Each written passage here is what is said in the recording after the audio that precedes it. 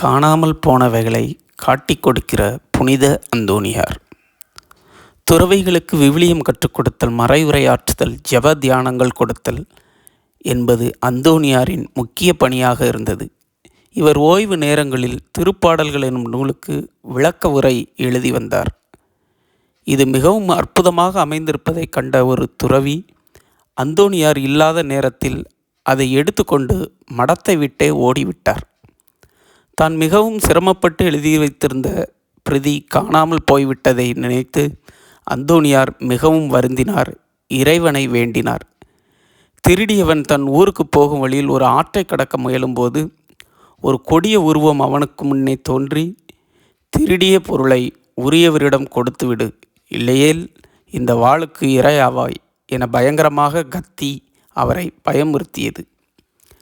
அங்கே இருந்து ஓட்டம் பிடித்த அவர் அந்தோணியார் அறை முன்பு வந்துதான் நின்றார். அந்தோணியார் காலில் விழுந்து மன்னிப்பு பெற்று மனம் திரும்பினார். கையெழுத்து பிரதி கிடைக்கப்பெற்ற அந்தோணியார் மிக்க மகிழ்ச்சி அடைந்தார். திருடிச் சென்ற துறவியை அன்புடன் உபசரித்து புத்துமதி கூறி அவனை திரும்பவும் மடத்தில் சேர்க்க ஏற்பாடு செய்தார். திருந்திய அந்த நபர் புனித அந்தோணியாரை தனது வழிகாட்டியாக கொண்டு நற்பணிகள் செய்து பண்புள்ள ஒரு துறவியாக வாழ்ந்தார்.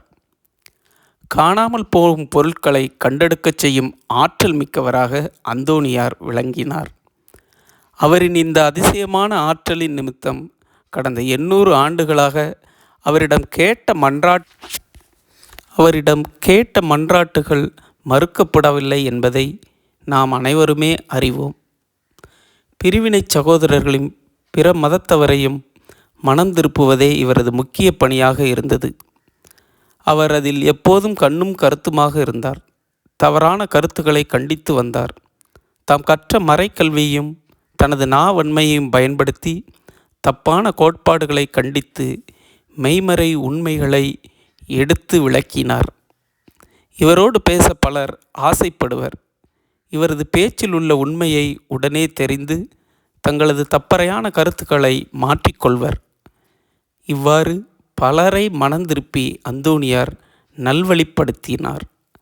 தூய வாழ்வும் ஒழுக்கமும் மனிதநேயமும் ஆன்மீக தாகமும் பிறரை மனந்திருப்புவதற்கு துணையாய் நின்றன. மறைப்பணி செய்யும் ஆன்மீக பணியாளர்களுக்கு இருக்க வேண்டிய குணநலன்களை பற்றி அவர் கீழ்க்கண்டவாறு எழுதியுள்ளார்.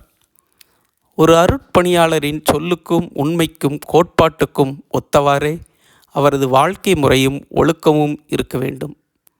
அவரது பேச்சுவார்த்தைகளெல்லாம் எப்போதும் மேலானவற்றை பற்றியும் தூய்மையானவற்றை பற்றியுமே இருக்க வேண்டும்.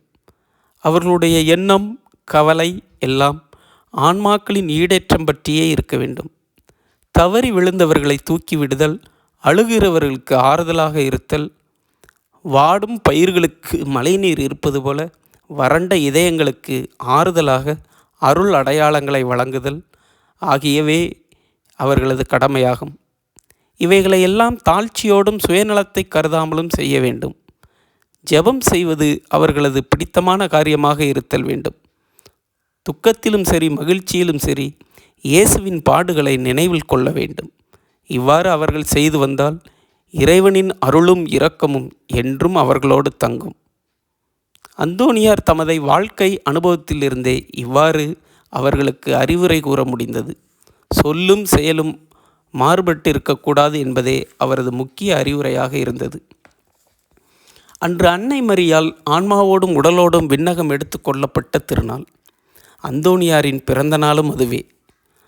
அவர் ஜெப வழிபாட்டில் மாதாவின் மந்திரமாலை வாசிக்கப்பட்டது. அதில் உள்ள சில வார்த்தைகள் அந்தோணியாருக்கு சந்தேகத்தை ஏற்படுத்தியது. கன்னிமரி உடலோடும் ஆன்மாவோடும் விண்ணகம் எடுத்து கொள்ளப்பட்ட உண்மைக்கு எதிராக தோன்றியது பற்றி அந்தோணியார் குழப்பமுடன் தியானித்து கொண்டிருந்தார். மரி அன்னை அவரது குழப்பத்தை அந்தோணியாருக்கு தோன்றி, மகனே, வார்த்தை மனு உருவானவரின் உயிருள்ள பெட்டகமாயிருந்த என் உடல் அழியாமல் காப்பாற்றப்பட்டு வானதூதர்களால் விண்ணகத்திற்கு எடுத்து கொள்ளப்பட்டது என்பதை நம்புவாயாக என்றார். அந்தோணியார் மற்றற்ற மகிழ்ச்சி வெள்ளத்தில் மூழ்கி பரவசமானார். அது முதல் மரியாவின் விண்ணக ஆரோகணத்தை பற்றி மறை உண்மையை ஆணித்தரமாக மிகவும் உற்சாகமாய் பேசி வந்தார். சிந்தனைக்கு. நம் அன்றாட வாழ்வில் காணாமல் போன பொருட்களை தூய அந்தோணியாரின் வழியில் நாம் பல முறை கண்டெடுத்திருக்கின்றோம். நானும் என் வாழ்க்கையில் இதை அனுபவித்துள்ளேன்.